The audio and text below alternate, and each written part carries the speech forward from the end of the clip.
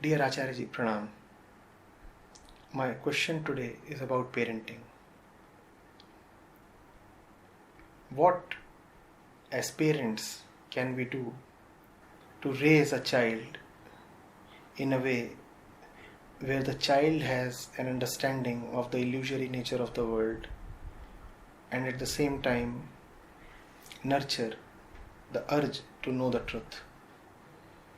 My 4-year-old daughter asks me, Daddy, why do we need God? Why? I can't give her ready-made answers, but would also not want her to cast it away as something rubbish just because she did not get an answer. What as parents can we do in front of such questions? So the daughter is asking, Daddy, why do we need God? Don't answer her. She'll again ask you. If she's really a 4-year-old, she will keep asking, Daddy, why do we need God? Why? Don't answer.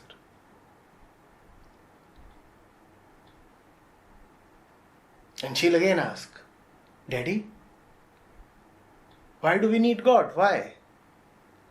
Then ask her, why do you need an answer to this question? That is why we need God.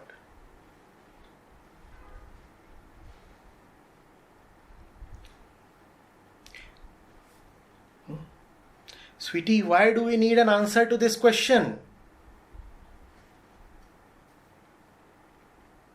Let her answer you. Why does she need an answer to this question? She will say, because if I do not get an answer, I feel dissatisfied. Ask her, how did you feel when you asked me thrice and I still did not answer? She would say, I felt bad. And that's the answer. Why man needs God. Man needs God because if he doesn't get God, he feels bad and dissatisfied. God is another name for realization. Prajnanam Brahm. God is the reason why a child is full of questions. Just ask the child, why do you have so many questions? He will say, because I want to know.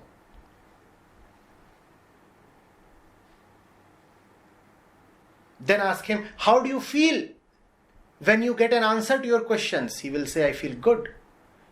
Tell her rather, God is the one who makes you ask questions.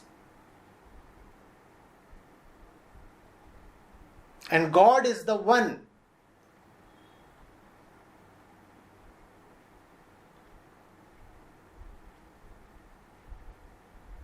who makes you feel joyful.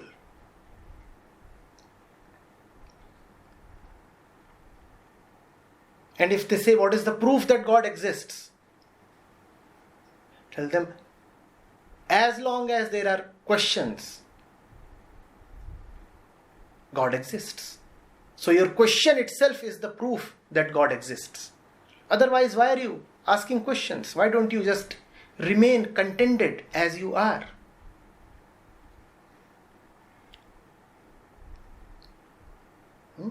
Tell them, there sits something within us that wants good answers. There sits something within us that wants good answers.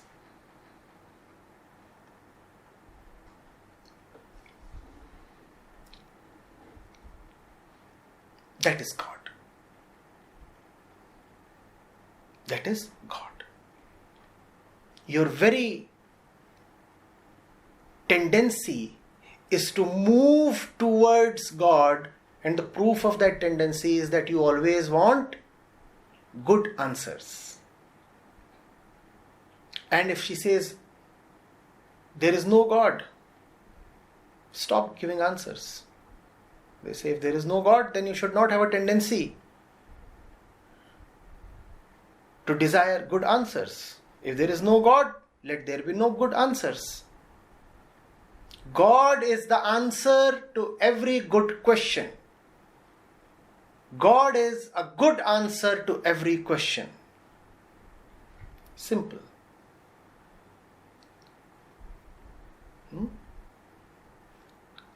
Why is everybody looking for God? No, nobody is looking for God. People are looking for good answers. So your daughter is already a God seeker, Alok.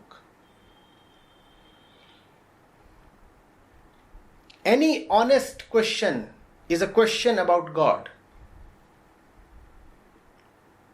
Any honest question is a question arising from God. Any honest question is a question leading towards God. Questions are quite godly, you see. And here you look at questions of a 4-year-old and ask, how do I respond to them? And she's asking, is there God? The question itself is God talking as a question. What more proof do you need?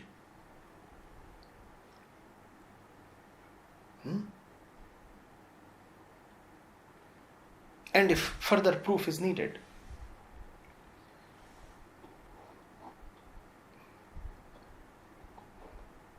then ask her, why do you ask this question to Papa and not to some stranger? She will say, I trust Papa. I love Papa. Tell her, that is God. Love and trust. It's just that in the language of grown-ups, trust is called faith. But the vocabulary of a 4-year-old is a little small, thankfully so. So trust would do. Grown-ups have too many words, and too many words mean too many divisions.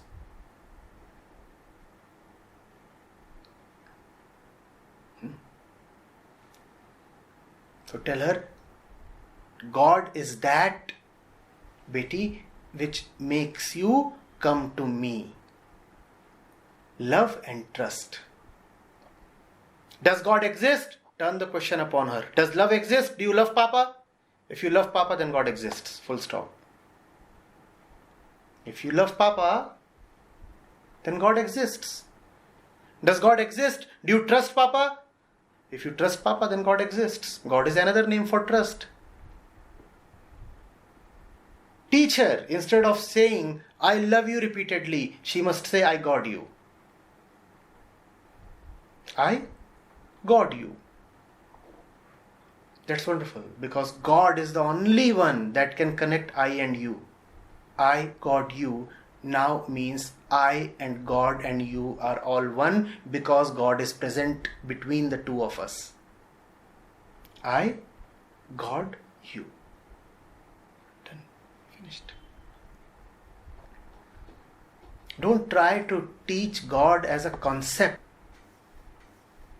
God is something that you breathe. God is the fundamental nature. Your daughter is walking in God. We all walk only in God. Now how can it be difficult to tell a kid about God? It must be very, very easy. But grown-ups, and especially knowledgeable grown-ups, they keep wondering. And they keep expressing their helplessness. Oh my God, God is so difficult to be taught. God is difficult to be taught because He is your God. And your God means your concept of God, not God. Don't you see what you say? Oh my God. My God.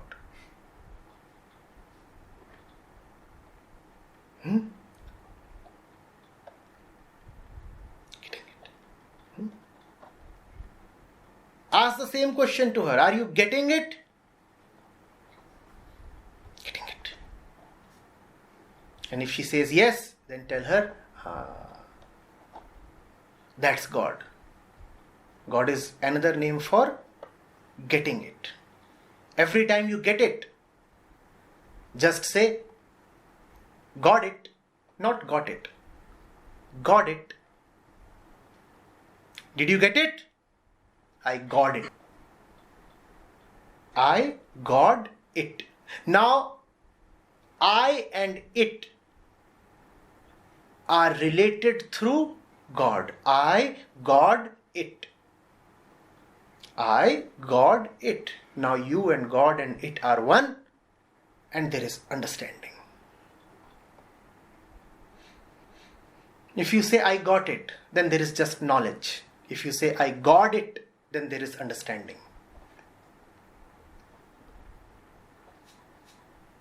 So Alok, are you getting it?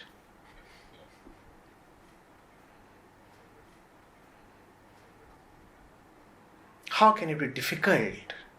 I'm still wondering, how can it be difficult to tell a little one about God? It's far, far easier than telling you adults about God. You are the tough nuts to crack. Kids are far more easier.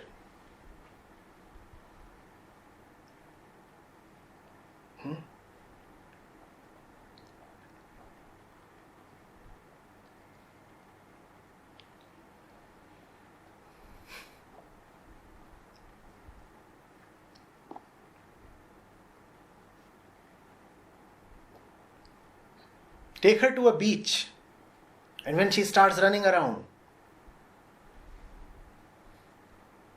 and playing with the waves and the surf and the sand,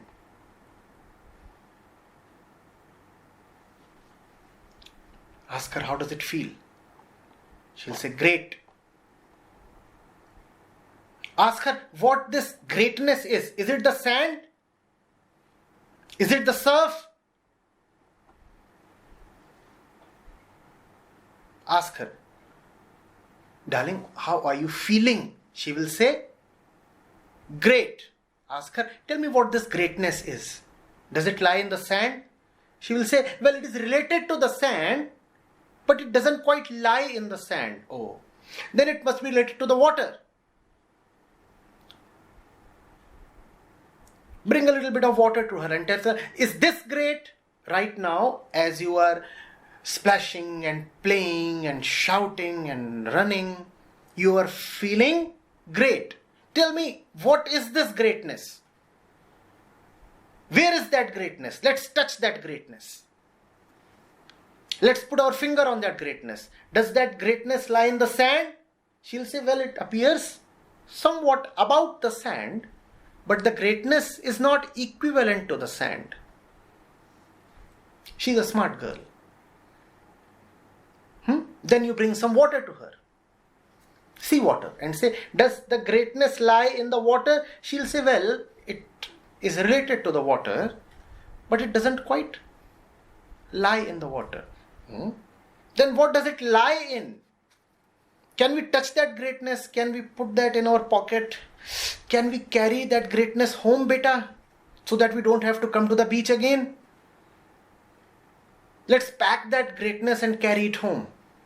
That will make it convenient for both of us, won't it? And she'll say, no, Papa, that greatness can't be packed. But you must insist. You must say, no, we must pack that greatness and carry it home. And pack some sand. And pack a burger. Pack a new pair of shoes. Hairpins. Pack as much as you can. And tell her, now I have packed greatness. Let's carry it home. And then at home, you will get the same feeling as you are getting on this beach right now. She'll say, no, Papa, that feeling cannot be taken home. You may pack the entire world in your little packet. But still, there is something here that cannot be there at home. What is it, beta? What is it? Please fetch it, because I love you so much, sweetie. I want to give that greatness to you. She will say, no, it's not about you, Papa. It's when I run here. It's when I feel free that I experience what I do. You ask her, is there some way we can pick that greatness up? Is there some way I can ensure that you keep repeating, I am feeling great? I want to ensure your feeling. I want to cast your feeling in stone. She will say, no. It cannot happen. It is not a thing. The moment she says, well, there is something that is not a thing. There is something that is not a thing. She knows God. The moment you can get a child to utter that there is something that is not a thing, and yet it is beautiful, yet it is something worth dying for, she knows God. That's the moment.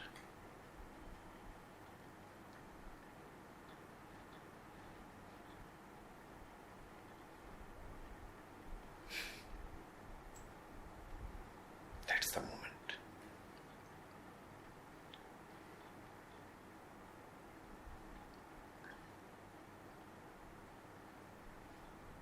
Or if you have a bit of a hard heart, if you can pretend to be a little tough, a little hard-hearted, then there is another way.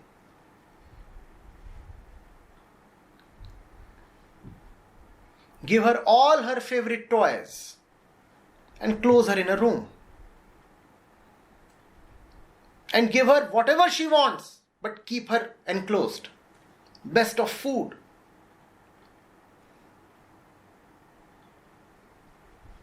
And the room is climate controlled.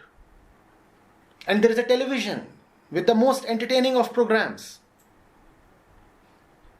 But the door is closed. And after a while she starts knocking. You open the door and ask her, what do you want? She will say, I want to come out. You ask her, but everything that you can have is there inside the room. Why do you still want to come out? She will say, fine, I don't want to come out. But do pass some more stuff. Get me a couple of more toys. And get me some fizzy drinks. Do that. Half an hour later, she'll again knock. And she'll say, I want to come out. Ask her. You have everything that you can imagine. You have everything that you like. You have everything that you want inside that room. Why do you still want to come out?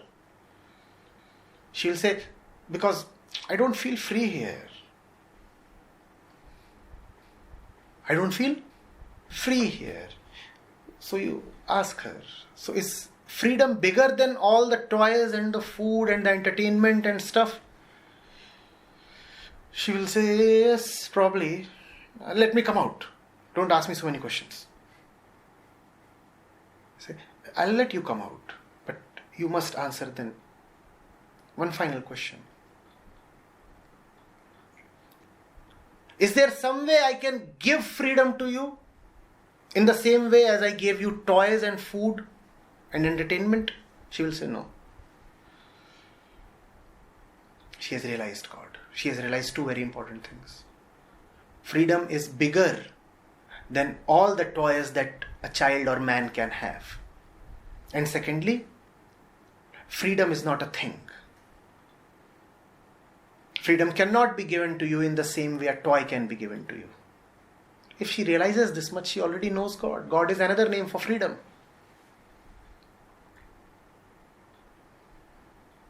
You cannot teach via concepts. Our daily experiences must be immersed in godliness. Our daily experiences must be the very proof of godliness. They are actually, but we must realize. We think experiences are merely experiences. They are not. All experiences are loud proofs of godliness, provided we care to see. Hmm?